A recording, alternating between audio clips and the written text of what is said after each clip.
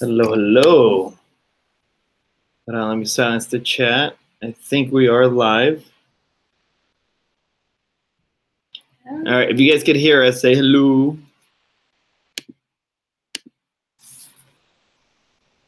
Let's see.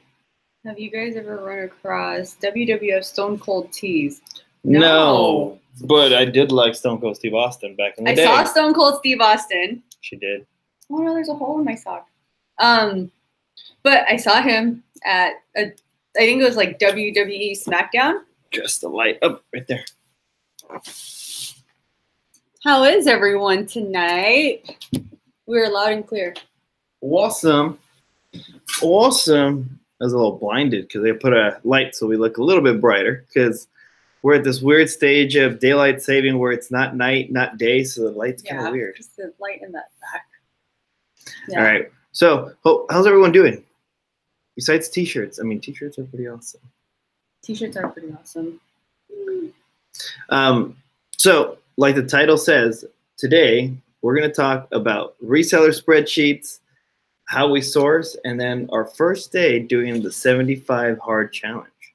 Now, before we get started, I should say, if you haven't already subscribed to us, subscribe, hit that bell so you know when we come on. We do our best to come on Mondays at 6:30. That's pretty much the time we've set for ourselves and our crazy schedule. So we get on here and talk with everyone. And also on Instagram, that's where we're most active. And you guys can find us on, which most of you on there know. So quick ship quick. All right, so let's. Oh, third NB's here.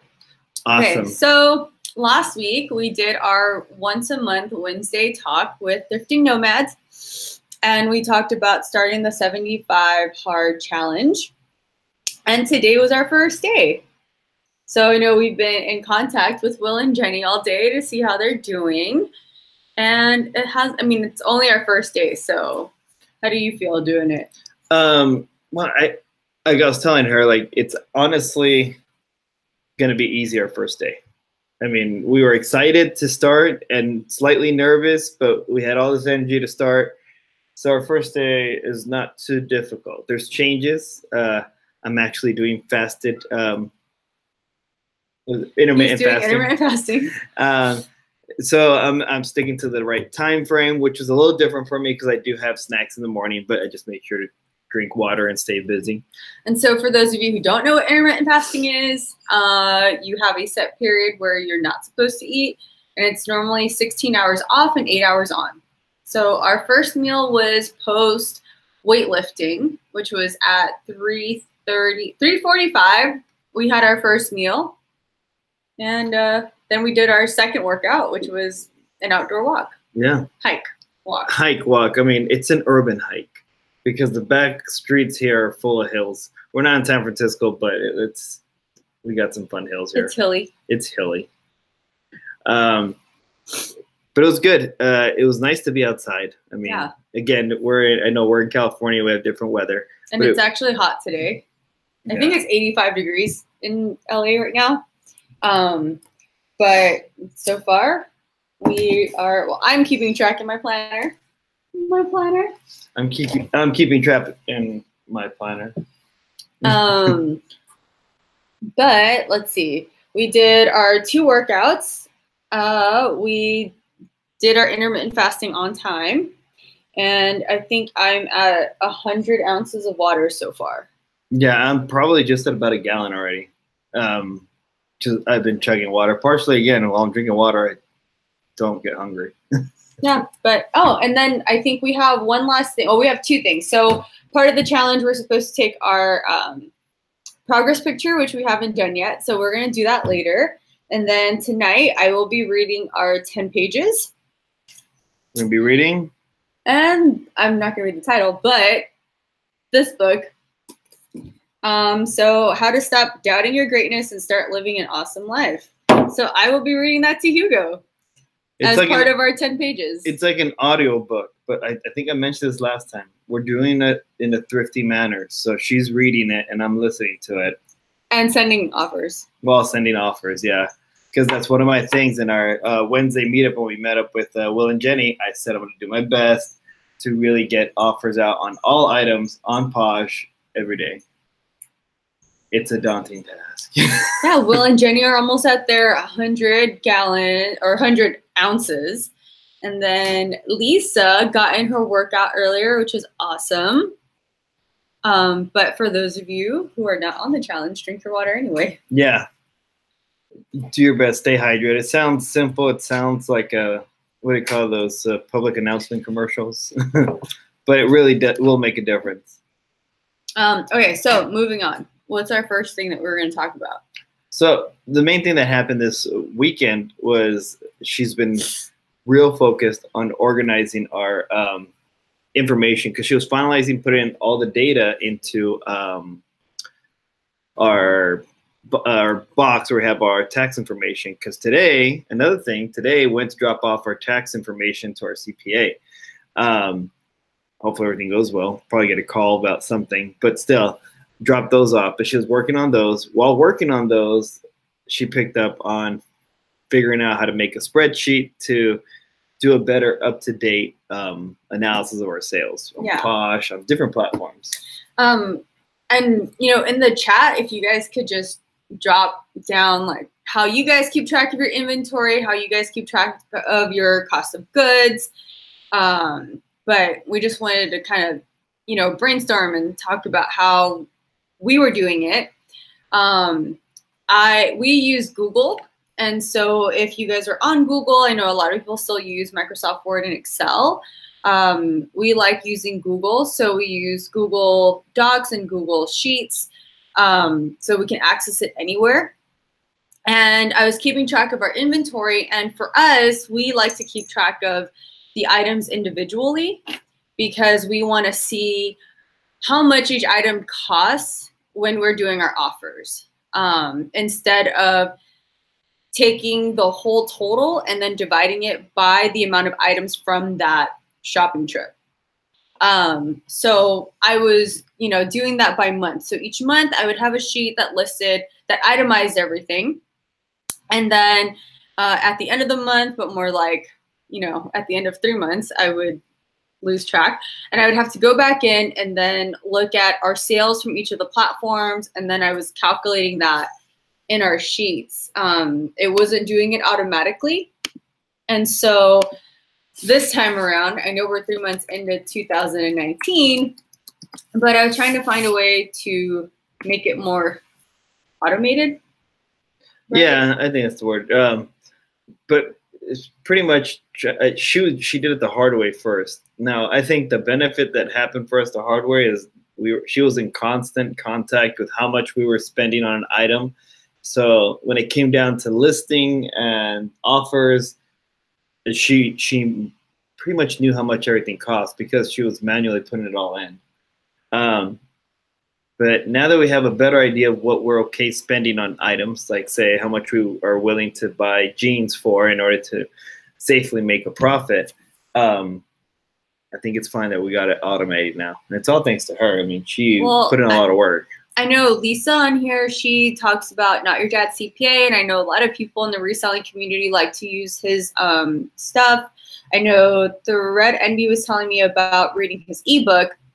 Well, British Posture recently put in her story how she was utilizing his spreadsheets. So I pulled up his spreadsheets, which are really cool. And you have the option of downloading a spreadsheet for one platform, a spreadsheet for multiple platforms, or a spreadsheet for, I think it's just, I forgot what the third one was. But I downloaded the one for multiple listings. I kind of wanted to make it our own. And on his main spreadsheet, if you guys get the chance and download it, it shows gross profits and gross profit margin. And the only fees that get accounted for, I believe, were cost of goods. So it didn't take into account any of the shipping, any of the fees from the platforms. So I fiddled with it. I copied the formulas over and I made my own spreadsheet. So the one that I have now is the main database will show all our platforms, which is eBay, Posh, Mercari, Etsy, and Amazon. And then there's a cohesive chart at the top that will add up all the platforms. And it shows, what does it show? I don't have it with me right now. Well, on it, she has cost, the sale date, how much is sold for, cost of goods. Then you got fees and shipping. I believe that's the main thing you got on there. Yeah, let's see. So the main, so the main dashboard is, so I have all the months, the sales for that month, the cost of goods, the fees, the shipping, the net profit, and then the net profit margin. And then on my inventory sheet, I do itemize everything. So on that main inventory sheet, we do like to put our source. And then I put in the item name, purchase date, and we use purchase date so that we see how long an item has been sitting. Because every so often we'll go in and do an inventory check so we're not holding and storing items that just aren't selling. Purchase price, platform, and there's a little drop down tab so I can just click on what platform we're selling it on. Sale date, the selling price, cost of goods, the fees, the shipping, automatic calculation of the profit. And then I do have a separate tab for returns.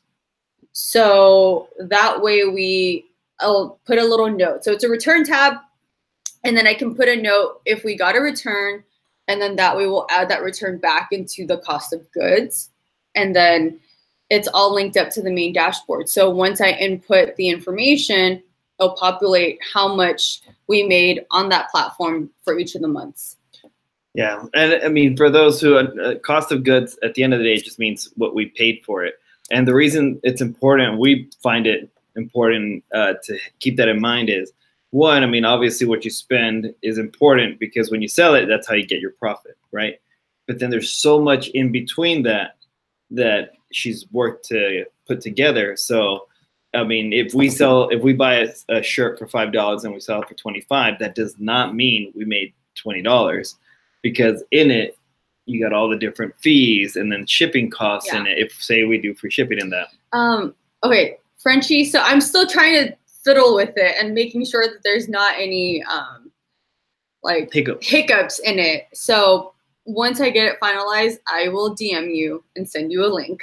Because I was trying to figure it out with Cindy from Amazing Taste Store. She was kind of helping me. She wanted to. They were nerdy now. Oh yeah, They were totally nerdy now. I was trying out of the DM feed because it was just blowing up between them two. But I was trying to figure. She was showing me how to create a chart.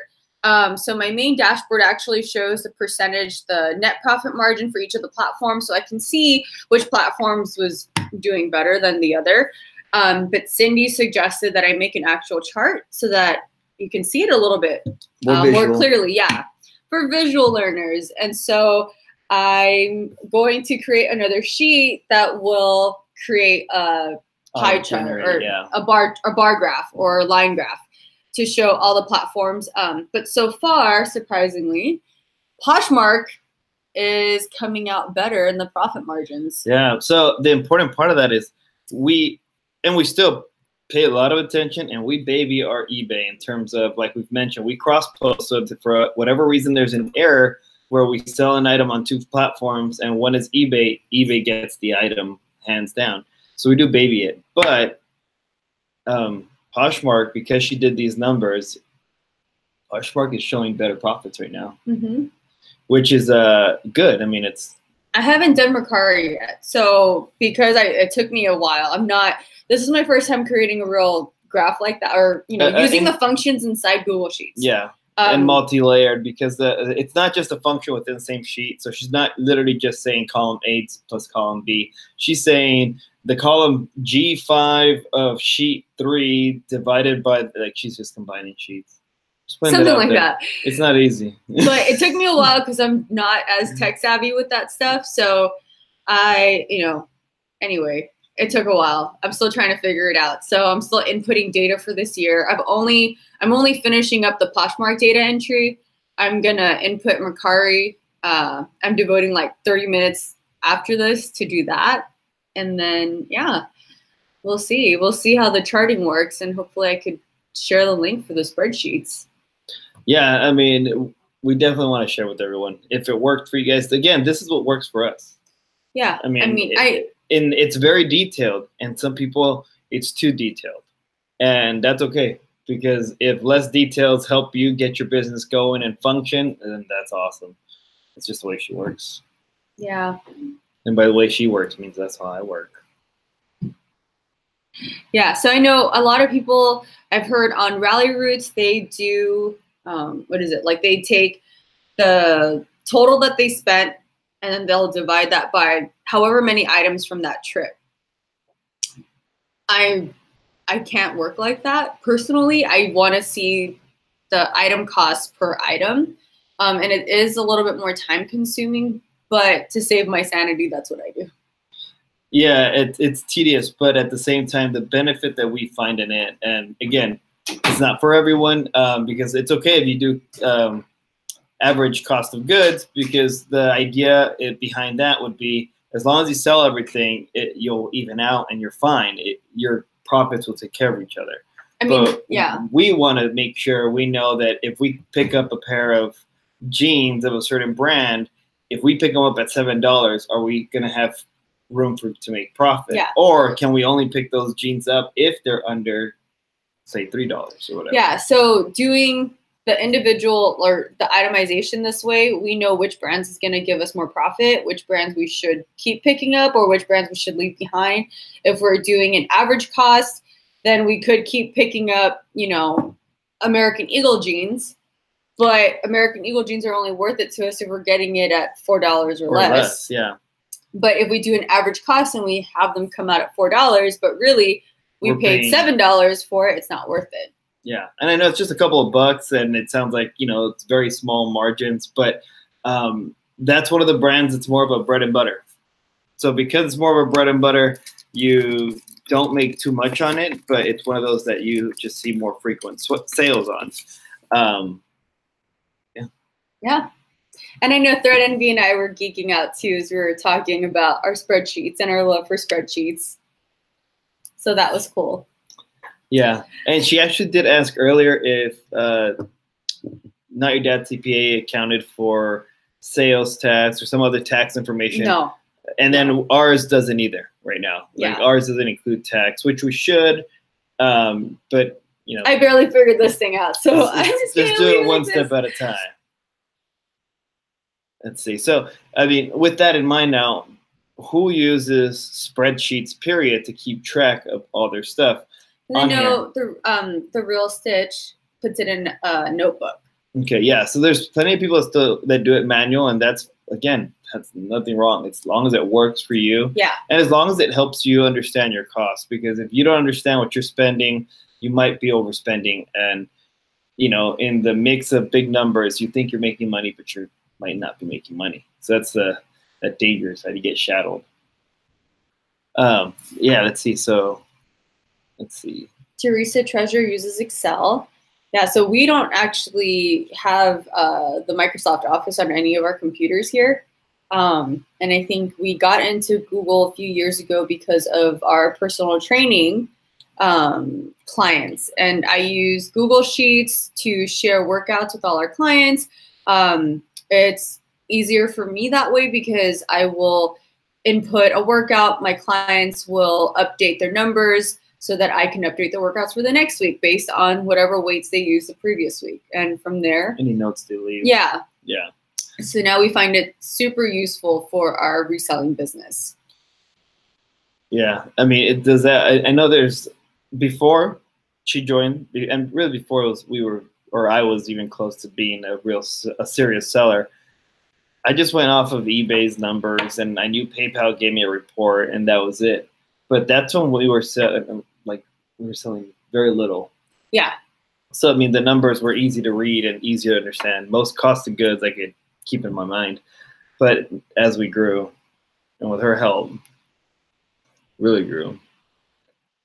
I also have a sheet that helps me track my purchases by month. That way I know what I spent on sourcing to make sure I don't spend more than I make each month.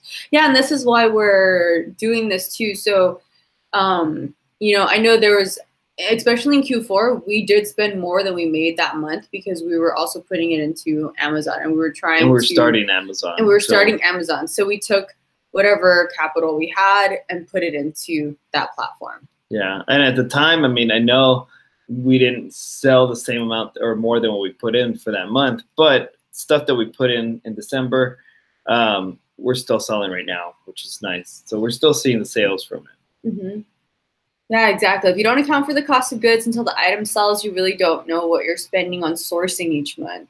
Yeah, I mean, the way that I was keeping track of it before, I had a separate sheet for each month, and then I would itemize everything, and we would see the total spent for that month. But having this larger sheet and having it update into the main dashboard is really great. Yeah, and then again, it's just a very clear, up-to-date information for us. I know she didn't put Mercari in yet. Our Mercari's okay in terms of number of sales. Yeah. We don't get too many sales there, but I think one of the things I want to work on doing is, just like I'm sending out offers on Posh, I need to get onto Mercari and go in there and do the same too. And do the promoted. Promote things. I just know on Mercari, if you do promotions on any of your items, you're limited to a certain amount per day. You can't, on Posh, you send offers out for everything. On Mercari, if you choose their option to put a sale on an item, I think it's something like 15 items max. Yeah, if anyone knows, put it in the chat. Go ahead and share it with everyone. But yeah, we haven't really sent, she was sending out offers back before, but then now that she's been taking on so much else, she hasn't sent out offers there. We've really just cross-posted to it. And we do get sales just with cross-posting because people do throw out offers, questions. So we are answering things almost daily. But I think if I get on there and start sending out offers and be more active, should help promote more sales. Oh, yes, and business expenses. So we do put, I do have a separate sheet for any business expenses. Like if we need to pick up more bins or tape, we just bought tape during the Costco sale last month. So we do have a separate sheet to keep track of that. Yeah, and keep in mind your business expenses it's not just like something for taxes. It's also going to fall into your item. So if you're selling hard goods and you're having to use a lot of packing material, it's totally understandable because you want to send your stuff out safely. But if you're using a lot of packing material and you're kind of just breaking even on shipping in terms, in other words, what the post office charges you is just about what the buyer paid, then that's not going to count for all your materials. So you're technically paying part of that shipping, even if it's just a few bucks at a time, but it adds up. It adds up. I mean, for us, it was, we noticed that we calculated the cost of the supplies for Amazon specifically. When we were doing our FBA shipments, we had to buy boxes because we didn't have boxes large enough, but we would go to U-Haul and pick up boxes. Each box was, like, I don't know, $1.50. And then we had the paper that we were putting into it. So I would account for that as a cost into the items that were being put into that box to ship out. Yeah, and in our case, for the FBA stuff, it doesn't sound like a lot, but if we had a box that we've had invested, say, $5 worth of shipping material, we would split that $5 amongst the items inside. And sometimes the items inside were like 4 items. So then the cost of that item goes up. So then when we're coming in to do or adjusting our prices on Amazon Seller Hub, we have to keep in mind if we dip down, even though according to what we bought it for, we're making money, we might not be making the money because of that shipping cost. Let's see. Jumping on here. Do you guys have any questions about the spreadsheets or? Yeah. Totally nerded out about spreadsheets and how we keep track of things, but. I mean, prime time. Yeah. We're going to do our best to figure out a schedule so we can do a chat with Primetime Treasurer. We're still figuring that one out. That'd be fun. Yeah. But no, in terms of the sheets, though, again, like totally nerding out, but it's been really eye-opening because, again, before this weekend, we just assumed we put eBay in front of everything. Yeah. But now it's looking like Posh has really stepped up, which is a great thing. It just means for us adjusting even our sourcing, because now that means, okay, items when we're searching comps, we really should be doubling up and searching comps mostly on Posh, because that's where a lot of these clothing sales are coming out. So the sheets, the ones that I was using before I came up with this system, every time we sourced, I would get home, I would update all the items into our sheets and then put away the receipt into our main filing box. I won't wait to input stuff into the sheets because I don't want to forget. So every time we source, I do input the information into the sheets. The thing that I was lagging on was updating the monthly sales. So now that we just turned in our taxes, I was actually behind November and December, or October, November, December. Yeah, October. So I had to go back and look at the fees and all that stuff and all the sales for all the platforms for those last 3 months, which was a pain. But eye-opening, and why I decided to change up our system. Yeah. Got a couple more people come in. So Lisa, okay. So now that I created the new spreadsheets, I am planning, we're talking about our schedule, especially with the challenge that we're doing. I'm really working on utilizing my planner because of our other jobs, and I'm trying to time block everything. And so we've decided that we're going to have our business meeting every Friday, and we'll spend maybe like 1 to 2 hours at a coffee shop. Yeah. And part of it is, I'm sure a lot of people can relate. If you try to do something at home, there's always something you can be doing. Cleaning, vacuuming. She'll start like a load of wash, and then she'll come, and then I get distracted when I'm she'll here. Go do something else, and then, or if in a quick moment I need to answer a phone call, when I turn around, she's doing spreadsheets, and then we have to get our minds back together to get in whatever meeting we got. But if we're out and about, coffee shop, less distractions. And so the goal for updating our sheets is going to be every Friday. So, or no, what did I say? Every Sunday.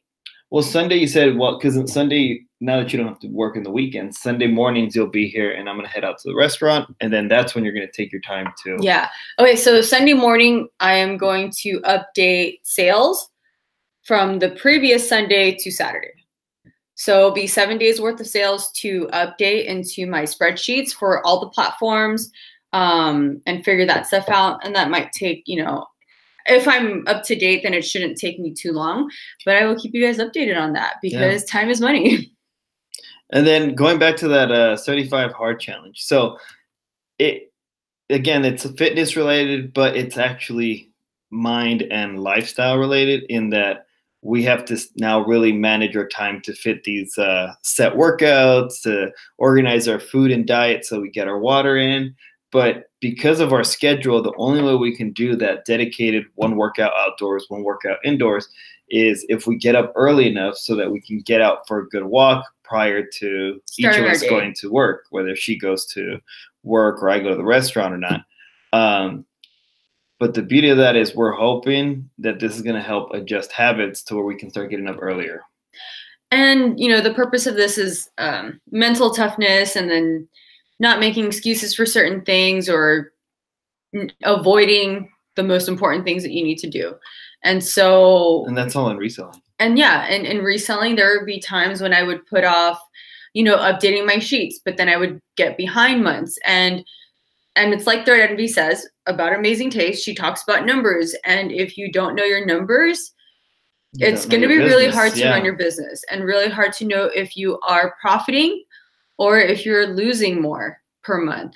And so with this challenge in mind, we're really working to keep track of and getting on top of our time management, and then making sure that we're staying on top of our business and looking at our profits and losses, and devoting our time to where it matters. If we're sourcing all the time, and not doing anything else, then we're just going to have a money pile sitting there. Yeah. And what we've mentioned, by all means, it's great to have a money pile to source from when you don't get a chance to go out and source. But items, especially clothing at times, is time sensitive. A certain color is only in and valuable at whatever price you comped it at when you looked it up. But if you look that same color up later on, or even toys as well. I mean, things are change. Yeah. I mean, you know, I know not everyone does Amazon, but we all know there was a viral video during Q4, and a lot of people were selling the Monopoly board game at the beginning and making money. And then once everyone jumped on, that game just changed. And so people were stuck with this item that comped really high a month prior and then lost money because they held out. Yeah. Or, you know, so, and I mean, and that's no one in particular's like control. It's anything. It's just, it goes with any item that you have. If you look up a comp today, it might change in a week. It might change in 2 weeks. Yeah. So you have to be wary. Certain items are long tail, of course. Yeah. In hard goods, electronics don't go right away. Oftentimes, especially the older electronics, we're talking about DVD players, the combos, and all that. But in terms of specific toys and movie-related toys, I mean, like right now, if you're out and you're getting toys that are, I don't know, Inside Out, the Pixar movie, they're not going to sell as quick because the movie's not relevant right now. Yeah. But if you get something else, more relevant movies, cartoons, what kids are getting advertised in shows and whatnot, then it's a better chance you're going to get that moving. Yeah. So it's all about timing with that. But yeah, so hopefully with that 75 hard, it helps us adjust our schedule, and we're being a lot tougher on our schedule to make sure we get things done. Pretty much. Yeah. So if you guys have any questions about any of the stuff that we're talking about, especially with the spreadsheets. We did get some more people. We got, we flipping good stuff from Australia. And we also had somebody else in here came in. Let's see if I can get the chat going. But we don't have a no sourcing rule this week because we will be sourcing on Wednesday specifically. Yes. But partially that's in our schedule because Wednesday is donor coupon day for us, at least around LA.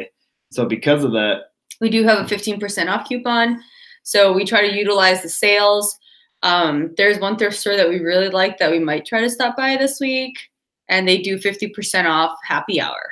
Yeah. So this one store in particular, the last time we went, I found a vintage Patagonia ski suit, some Columbia pants, and what else? It was really good. Oh, like a barn jacket. Yeah, the barn jacket. Yeah. And that was all 50% off. So we might go there this week too.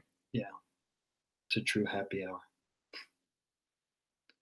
Okay, but going into sourcing style. So earlier this week, we put up our question in our story for those of you that do follow us, just asking where you guys source first when you get to a thrift store or any store for that matter, because there's so many areas that you could go to. You go to women's clothes, shoes, and within women's clothes, you could go to the tops, the jeans, the shorts, the dresses, the athletic wear. Everyone has their own preference. Yeah. So if you guys could put in the chat what your preference is, what's yours? So mine, I normally go straight to the glass, and that's the quickest glance I'll do. Because lately I've noticed that no thrift store in particular, but this store has been putting a lot of stuff behind the glass that shouldn't go behind the glass. It's nothing special. So I tend to go through that area fairly quick. And then I go straight to electronics and to the hard goods. Oh, sorry. Good job, Nomads. Hit his gallon mark. Yes. The side of the road for where he goes first. Yeah. And then in the glass case, I look at everything. There's oftentimes electronics in there. I'm not big on shoes because I'm not comfortable knowing them. So I do basic looking up comps, but I know some people out there can see a pair of shoes from across the store and they know what they got.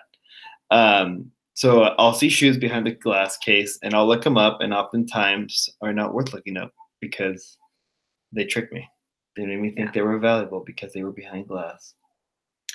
So I think for me, I normally go to, so it depends on the store. There's one store that we go to frequently. I always check shoes first. Another store, I always go to the tops first because that's where I've scored big. If we're short on time, I will go check the new racks for the color of the day. And then what I'm fastest in looking through is jeans. So if it's a quick run, I do new racks and I go to jeans because I know I'll be able to finish that quick and find something else. But yeah, mine is mostly women's clothes first, but it totally depends on the store. There are some stores that I will skim the shoes at the very end. There's stores where I do it the very first thing. And that's just based on my past experience at those stores. If I know that they tend to hike up their prices in, jeans, then I'm not going to go there first. And I won't waste my time there. And and we keep an eye on, we don't keep tabs, like we don't actually write things down, but we do keep an eye out towards parts of town that, like you said, hike up certain items. We've gone to certain stores, like you said, that the jeans are just way too high. Even at half off, they come out at regular price compared to other stores, even if it's the same franchise. Yeah. So, and then in terms of electronics, like when I go to electronics, I go straight to I used to go straight to the audio electronics, the vintage or new ones, the receivers, tape decks. But I think somebody told the thrift stores how to look up comps or something because they are too expensive now. I can't keep up with the prices. The prices are way out there. We've been going. I'll see Sony receivers that sell for $80 online, free shipping, and they're selling it for $90. There's just no way. Yeah, so for the people online, we see a lot of different prices throughout the U.S. Surprisingly, I think some of our prices are cheaper. Yeah, we see some scary price tags out there. So what's the average? Cost of clothes or jeans wherever you guys are? Yeah, what's the average cost for jeans wherever you guys are? Because ours usually is $7.99. $7.99, and then what's the premium price when you see that, when they think it's a premium brand? So I think the premium ones here range from $14.99 to $19.99. And premium, it depends on the store because some stores consider Lucky Brand to be a premium jean. For the most part, the premium jeans will be Seven for All Mankind, True Religion, because those are the popular ones. We recently went to a St. Vincent and they had American Eagle priced at $10. Yeah. But we found Burberry pants for $5. So again, it varies, at least specifically with us.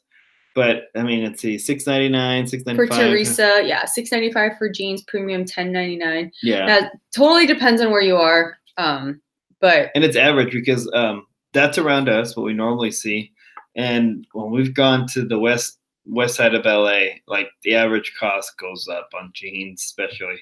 That's where we really see the difference. $9, I think, which is why we try to utilize sales. So if you guys aren't paying attention, I don't know how many of you have sales at your stores. Luckily, we have Color of the Week. Color of the Week means 50% off all colors, and then Dollar Day Thursdays, 15% off coupon Wednesdays if you do the donor coupon. And the donor coupon actually applies towards everything. So even if it is the color of the day, those items will still get that 15% off. Yeah, and then I know some of you guys don't have those same sales. We talked to Orlando, who we're actually going to get to hang out this week. From Pure Hustle Podcast. And he tells me, and they've talked about this on their podcast, if you guys haven't heard it, they're on Spotify, YouTube. iTunes, I think. Yeah, and iTunes. But they've talked about the prices. And since he's come up to hang out with us and thrift with us, he's really seen the difference in prices. And then he heard we had a coupon and he couldn't believe that was real. Yeah. So in his case, what it's meant for him is he's got to change stores. He used to normally hit one store chain, and now he's going to have to mix it up because the prices and the sales are in other stores. Yeah. And then for us, we do have a return policy too. So that was another thing that when we were with Orlando, I actually picked up a Patagonia jacket, and it had this huge black stain on the back. And the jacket was $14. And I was hoping to get the stain out. So we took the chance, but we have 7 days if it didn't pan out. Yeah. And same with electronics. 7 days. 7 days. So if they don't work, you come back and exchange it. And these are exchanges for the same amount and use the same day. But for San Diego, that was foreign. Yeah, because so, they don't do returns. I'm curious there. In the chat, do you guys get exchanges or returns? Yeah. At and by returns we mean Goodwill will it's more of an exchange because you get store credit when you go into return, but you do have to spend that credit the day you arrive. Amber, yes. So if you go on Posh, if you go to the Poshmark app, you search up Nike tank top. At the top, there's a bar. If you scroll all the way to the right, you will look up availability and you can look up sold. And when you click on the item, you will see the date at which it's sold. Yeah, and I'll tell you how much and everything. And yeah, pretty much just like eBay. Because we actually picked up a sweater this last week. It was just a gray sweater with some graphic, like just writing on it. I think it said Je t'aime Tokyo. Je t'aime Tokyo. Or J'adore, I don't know. Something like that. But it said something and I thought it looked cool. The label was different. So I asked him to look up comps. There was nothing on eBay. Absolutely nothing on eBay. There was completed listings that didn't sell. And they had them at a high price, some low prices. So on eBay, it looked like it didn't matter what you're pricing it at, it wasn't going to sell. But we looked up comps on Poshmark. So if you're ever at the store and you find something, there are certain things that will sell better on Poshmark versus eBay and vice versa. So make sure that you check both if you're not finding comps on a certain platform.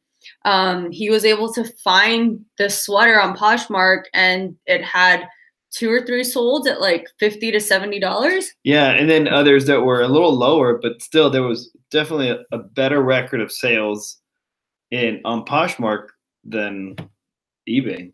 Yeah. So that's why, again, looking at those charts she made, it proves even more that when we're looking up comps, it's really not just what we see on eBay. We got to check out what's on Posh. Yeah. Because more and more Posh is going to dictate how we do at least our clothing sales, because it's just it's taking over. At least for us. Again, everyone's different. Oh yeah, and then Terapeak. So Terapeak is now free for, I think, just eBay store subscriptions. Yeah, you have to have at least a basic store. We haven't used it yet. We got to look into it and figure it out and learn it. But I'm sure there's going to be plenty of YouTube videos coming out that'll help us learn it. Yeah, I know. We'll be right there signing up to learn how to use that. Well, Cindy, I think, is I think that was Reseller Revolution. Yeah, Reseller Revolution is going to get one of those videos out. So 2 weeks for store credit at Goodwill and no returns at Salvation Army. Salvation I think Army, our Salvation. The 2 weeks at Goodwill is pretty good, though. Yeah, that's great. Amazing. We have 7 days. You beat LA. Mm-hmm. But Salvation Army, I think we're about the same. I think it's final sales. Well, last time we returned something. Oh, you know what? Now that I remember, electronics. No, we returned a shirt or something that had like a hole in it. I don't know. I think I argued my way through that one. Oh. But I think we do have some returns. You're right, for Salvation though. And then Lisa, return for store credit in Portland. Yeah, I mean that's great.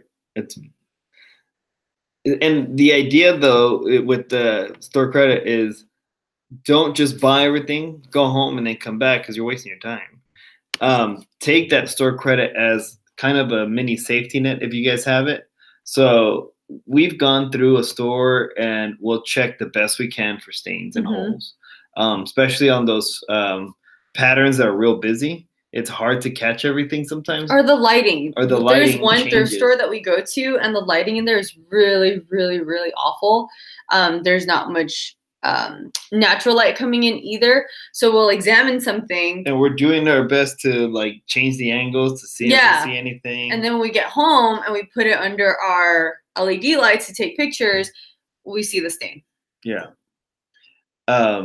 So that's why, again, getting back home and going through inventory a second time around, different lighting will help catch those little slip-ups.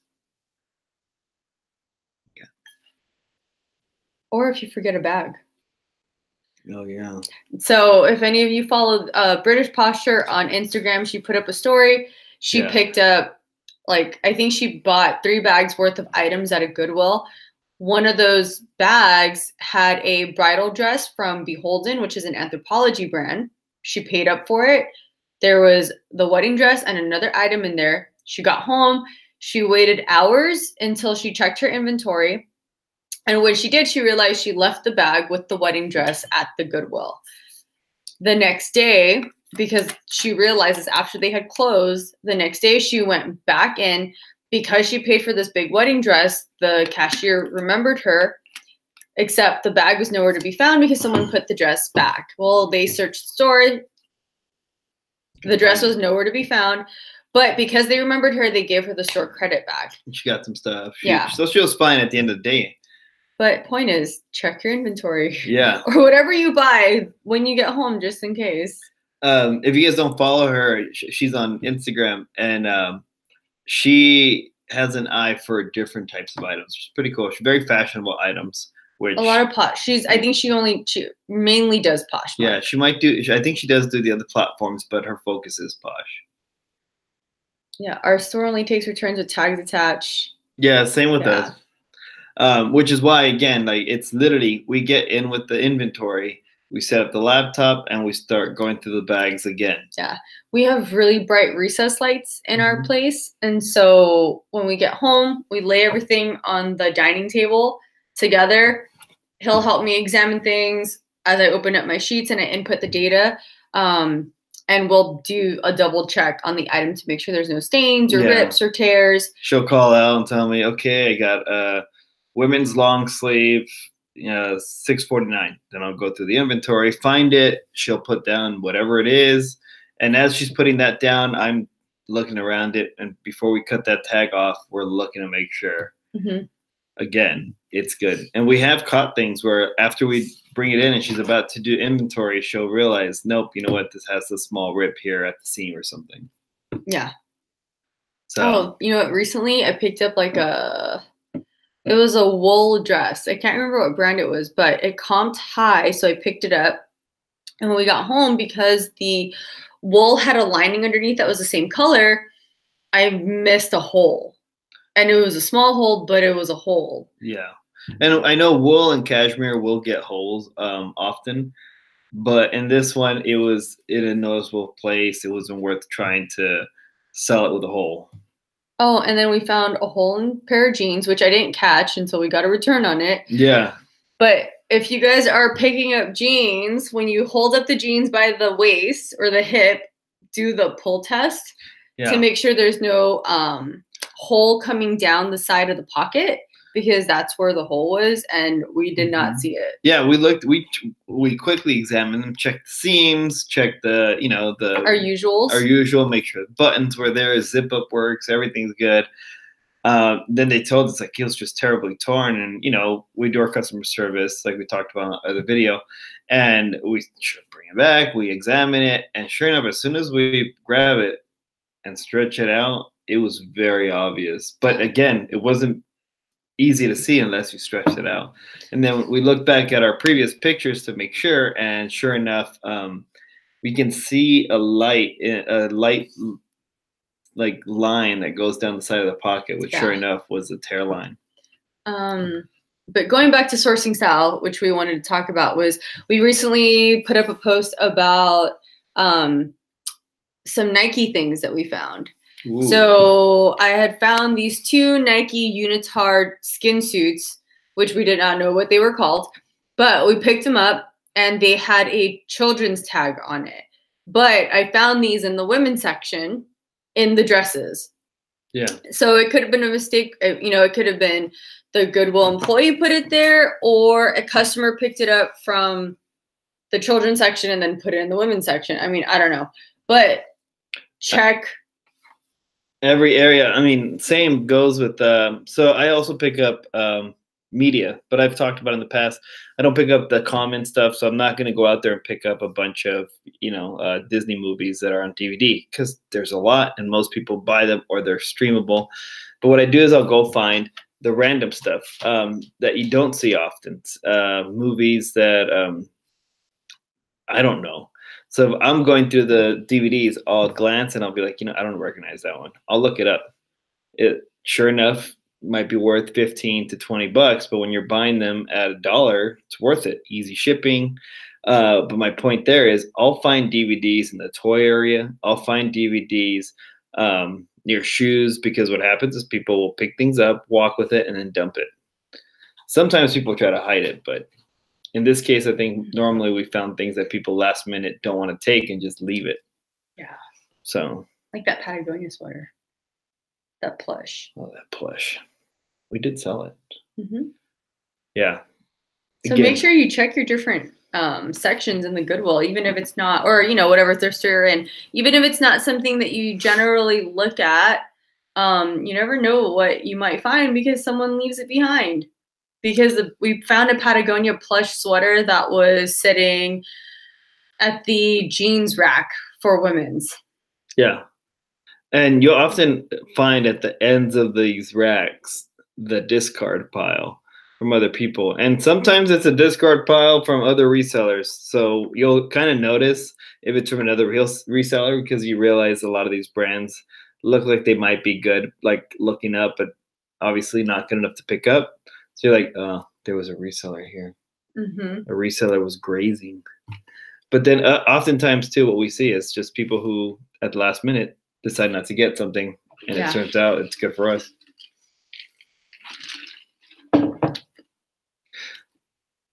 Oh, yeah, definitely. Sometimes people will hide things on purpose. Yeah. And wait for a sale and buy it later. Yeah. We see that. I have seen it with the colors. Oh, with the color tags? Yeah. I mean, we see it in the discounted retail stores like Ross. During Q4, we're finding like items hidden behind categories, like sections, like certain, like say there's where they have all their candles, but then they'd have these toys that were buried behind candles. Mm-hmm. That's not where someone dumps a toy on the way out. That was somebody hiding that toy. But I've noticed it with colors too. So sometimes I think it's funny. I'll glance behind all the way at the back of a shelf, at the bottom shelf, and I'll find things that are valuable there. And I really do think somebody tried to hide it there. If that was you, I'm sorry. Hide it better. Savers, bottom shelf behind glassware. Yep. We don't actually shop at Savers too often. I think there's only one Savers by us, and it's more like 35 minutes away. Yeah, the reason we don't go to that one too is so around us we have, like we've talked about in the past, we have a good 4 or 5 thrift stores that we can get to real quick. That Savers is nowhere near them. So in order to go to that Savers, we feel like we have to put time in there. Oh yeah, you gotta hide it better. Actually, the Guitar Hero thing that you found, I think those were hidden games. So like months back, what did you find? On one of the shelves, they had a Guitar Hero guitar bag. Like they sold those so you carry around your electronic guitar, your remote. So when you went to your friend's house, you had your own guitar. It's pretty cool. But in it, the whole thing was for I think $14.99. But inside of it was 2 guitars, 2 Guitar Hero games, and then like 2 or 3 other like sports games that were good too. And I asked the person behind the glass, I was like, I didn't put any of this stuff in. Is this all together? She's like, well, it's in the bag, so yeah. Okay. So scored. I mean, those guitars went for decent money. I think each one of those guitars sold for about $30 or so. Mm-hmm. Sold fairly quick. And in terms of Guitar Hero remotes, I know some people don't pick them up anymore. I definitely don't pick up most. The only ones I'll pick up is the ones that have a collapsible, whatever you call it, the neck of the guitar. Yeah. You can hit a little switch, pop it off, collapses nicely, so it's easy to ship. So you don't have this giant awkward guitar. And also, I avoid the Wii ones. For whatever reason, the Wii ones haven't comped well for me when I've looked them up. So if I see it's for a Wii, I just leave it. Yeah. Yeah, I know. Score on that bag. That was actually a good one. So it wasn't the Saber. So I definitely want to go to the Saber. So yes, the bag toys. Loretta on Reseller Revolution did one on how she finds so much good stuff on those walls. I mean, Will and Jenny found these really cool toys, and it was just a bunch of, I think, like vintage toys. Oh yeah, kids Remember? toys. Yeah. And there's a little like army guy or fighting guy. I don't know. You knew it, but they found it in a bag. Oh yeah, the Ninja Turtle guy. Yeah, and then who else? Oh, Monica Poshhanger. I think she finds really good perfume bottles in those bags, and she ends up selling them. Yeah, and oftentimes those bags are highly discounted. It's like $3.99 for whatever's in this bag. Yard sale strategies? Yard sale strategies in terms of sourcing? Oh, well, when we go to if there's clothes there, I'll look through the women's clothes, and I'll look, and then I'll ask people like, oh, what do you think? And then normally the person that's selling is like, hey, she looks like she wants that dress. Why don't you get that dress for her? Well, it just depends on how much it costs. And then we play that. If we're at a garage sale or a yard sale, we might pick something up. I will pretend to go on my phone and like loudly say that, oh, hey, so-and-so is asking about something. So it looks like I'm reading a text message, but I'm actually looking up comps. And then if I find a comp that looks good, I'll ask him, hey, do you think so-and-so would want this? Sneaky. The other thing is, I've said in the past, I am master of distraction. That too. So I'll just go up and I'll start talking to the people that are running it and talk their ear off about something random. And it's not just blabbering. I'll literally go up and talk about a car in their driveway, talk about some items that I brought up, and talk about when they got it. And in this talk, the main thing that's going on is she gets to go through all the stuff and look things up freely without somebody peering over and see what she's doing. Mm-hmm. So it definitely helps when we're going together. We were actually at an estate sale, and I think this was it was like a family-run estate sale, but they had a person at every room. And usually when you go into an estate sale, you know, you're kind of roaming on your own. But this one had like a bodyguard outside of every room. Yeah. And we went into one that was empty. And then as soon as we got in there, somebody went in and just stood by the door and was like. And we found like these old hats, and then I found a Miss Sook cardigan. And I remember hearing someone talk about that brand, but I wasn't sure and I didn't want to pick it up. So I looked up comps, but as I was looking up comps, I was just pretending to text and loudly talking to Hugo, so it didn't look funny. Yeah. Oh, thanks, Frenchie. It was his birthday. Yes, I know. It still says happy birthday. I like Batman, so it's hard to take it down. But yes, my birthday was on the 9th. So appreciate all the birthday wishes. Will pretending to text Hugo. I think it's texting No, Hugo. He's just texting me. Yeah. Yeah, he's FaceTiming me too. Okay. He's doing it right now. All right, well.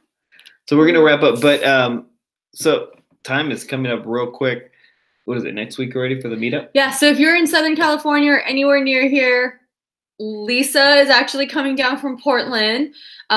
We are going to be at the SoCal Reseller meetup in Santa Ana at the Red Robin on March 30th, which is a Saturday. It'll be from, I believe, 4 to 7. And it's, you can find it on Peer Hustle Podcast Instagram. You can RSVP on their link. And I know we're going. Thrifty Nomads will be there. Lisa, Kiki's mom will be there. And Peer Hustle Podcast will be there. Well, they better be there. And West Coast Good. So if you follow any of them 2, on Instagram, meet with us. And be happy to meet everyone. I'm going to be honest. In real life, I don't have that many filters on. I swear. He won't be wearing red lipstick. No, I'm sorry. Yeah. It only goes well when I have black and white background. Okay. Well, anyway. All right, guys. So if you guys are watching this later on, again, thank you for watching all the way through. We had a jumble of information here, and we really enjoy interacting with everyone in the chat. So we weren't talking just to ourselves. We were talking to the chat. If you want to join our chat live at some point, do your best. Subscribe. Hit that bell next to the subscribe button, and then you'll be notified when we get on. Also, the easiest way to get a hold of us to ask anything or just to comment on a random filter I do is Instagram. Yeah, if you DM us, we will answer you. Yeah, in most hours of the day and night. Yeah, and I will geek out over spreadsheets. So if you have any questions about how to organize things or any ideas, because we all have a different way that we like to work. If you have any questions and want to adjust anything, just DM us and try to help you. Yeah, and if you have shipping questions, I do my best. I love learning more about shipping in terms of trying to ship bigger items. And I mean, I still make mistakes at times, and sometimes shipping comes out to be a little bit more than I expected, but I'm learning from it. So if you guys have questions about shipping, how we ship things, or if you have a certain item you have questions on, go ahead and DM us on Instagram at SellQuickShipQuick. But yeah, all in all, hope everyone's having a great day. Have a great week. If you're watching this months later, I hope you had awesome months. Or awesome day. Awesome days. But either way, have a great night, everyone. Have a great night. Thanks for joining us. Thank you. Bye-bye.